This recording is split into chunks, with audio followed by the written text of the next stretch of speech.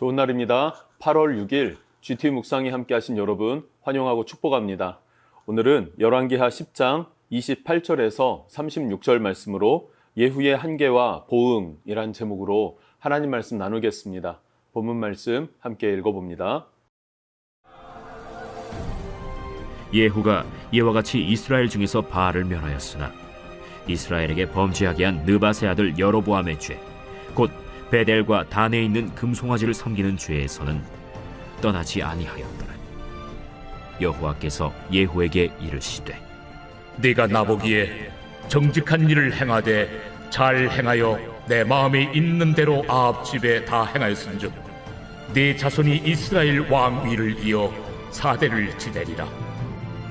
그러나 예후가 전심으로 이스라엘 하나님 여호와의 율법을 지켜 행하지 아니하며 여로보암이 이스라엘에게 범하게 한 그 죄에서 떠나지 아니하였더라. 이때 여호와께서 이스라엘에서 땅을 잘라내기 시작하시매 하사엘이 이스라엘의 모든 영토에서 공격하되 요단 동쪽 길르앗 온 땅, 곧 갓 사람과 르우벤 사람과 므낫세 사람의 땅 아르논 골짜기에 있는 아로엘에서부터 길르앗과 바산까지 하였더라. 예후의 남은 사적과 행한 모든 일과 업적은 이스라엘 왕 역대 지략에 기록되지 아니하였느냐. 예후가 그의 조상들과 함께 잠에 사마리아에 장사되고 그의 아들 여호아하스가 그를 대신하여 왕이 되니라. 예후가 사마리아에서 이스라엘을 다스린 횟수는 28해이더라. 먼저 28절과 29절 말씀을 보면 예후에 대한 성경의 평가가 있습니다. 28절을 보니까요, 예후가 이와 같이 이스라엘 중에서 바알을 멸하였으나, 아멘. 바알을 멸했습니다. 매우 중요해요. 우상을 없앴다 하는 것은 매우 중요합니다. 또 이 바알을 이스라엘로 들여온 자 누구입니까? 그 바알의 스피릿, 아세라의 스피릿을 이스라엘에 뿌려서 하나님의 신앙을 혼미하게 하고 잃어버리게 만들었던 바로 아합의 집, 그 아합 왕의 가문을 멸하고 심판하는 일까지도 해냈습니다. 이것은 아주 위대한 업적이었다라고도 할 수 있고요. 그리고 굉장한 추진력을 가진 그런 사람이었구나라고도 볼 수 있어요. 칭찬하고 있습니다. 그런데 단서가 붙죠. 멸하였으나 하면서 29절입니다. 이스라엘에게 범죄하게 한 느밧의 아들 여로보암의 죄, 곧 베델과 단에 있는 금송아지를 섬기는 죄에서는 떠나지 아니하였더라. 아멘. 예후가 바알은 없앴는데요, 금송아지를 섬기는 일은 행했다라고 말하고 있어요. 버리지 않았다라고 말하고 있습니다. 아주 고질적이죠. 이것은 누가 시작한 것입니까? 북이스라엘을 창건한 여로보암, 그 여로보암이 시작한 일이었습니다. 왜 그러면 단과 베델 사이에 금송아지를 만들어서 그를 섬기게 했는가? 그것은 철저히 정치적인 이유 때문에 그랬죠. 백성들이 유다로 내려가서 예루살렘 성에 들어갑니다. 그래야만 제사를 드릴 수 있었고 그래야만 절기를 지킬 수가 있었던 거예요.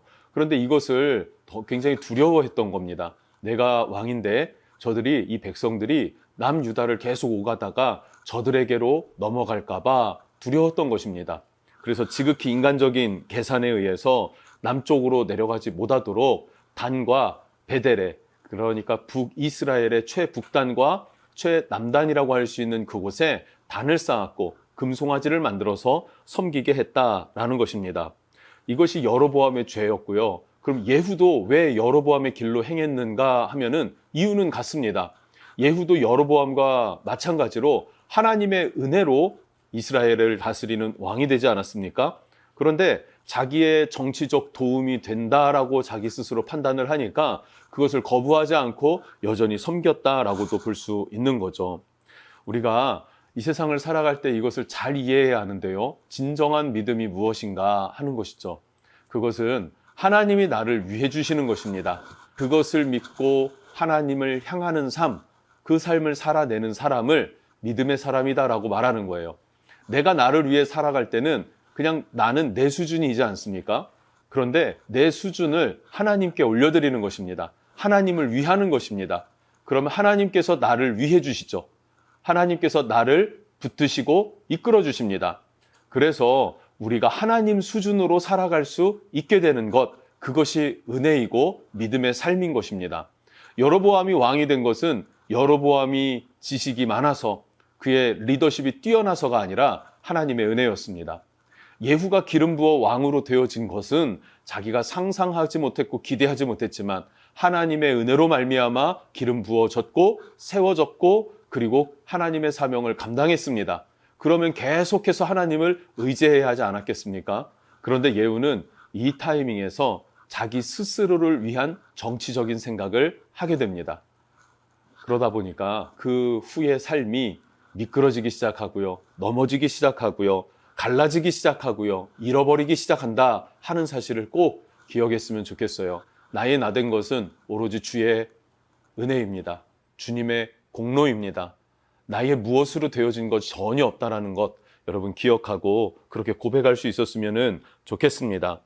그러면서 30절로 넘어가면요. 하나님은 칭찬과 그리고 잘못된 것 이것을 지적하셨는데 칭찬한 것에 대한 상급을 주십니다. 그것은 무엇이었나? 30절 여호와께서 예후에게 이르시되 내가 나 보기에 정직한 일을 행하되 잘 행하여 내 마음에 있는 대로 아합의 집에 다 행하였은즉 내 자손이 이스라엘 왕위를 이어 4대를 지내리라 하시니라. 4대를 지내면서 왕위에 앉을 것이다 라고 이야기를 했습니다.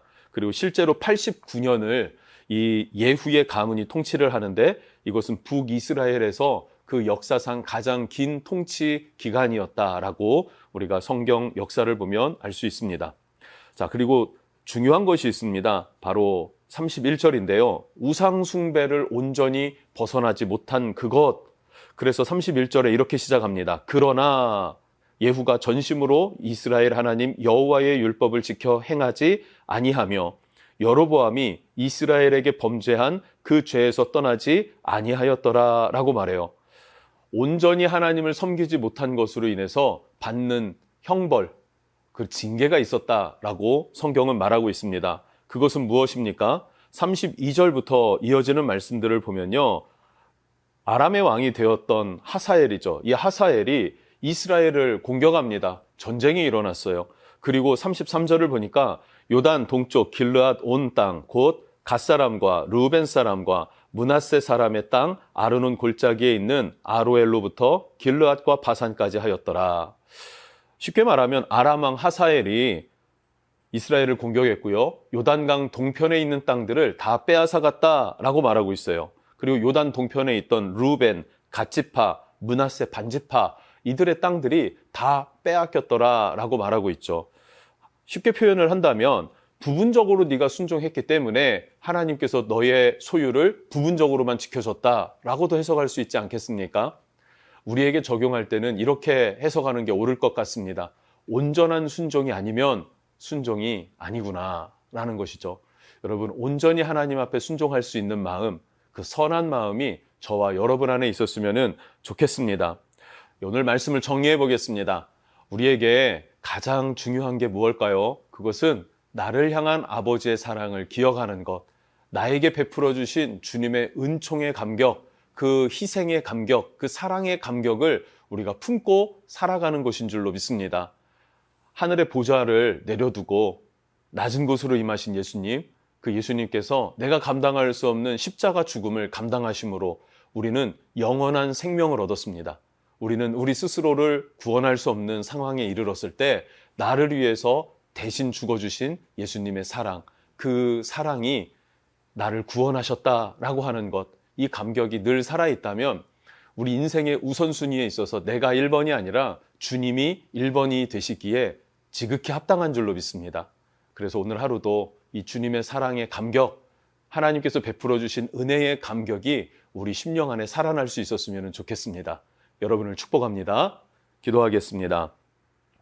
하나님, 예후의 삶을 봅니다. 하나님 말씀에, 하나님의 사명에 순종했고 충성했습니다.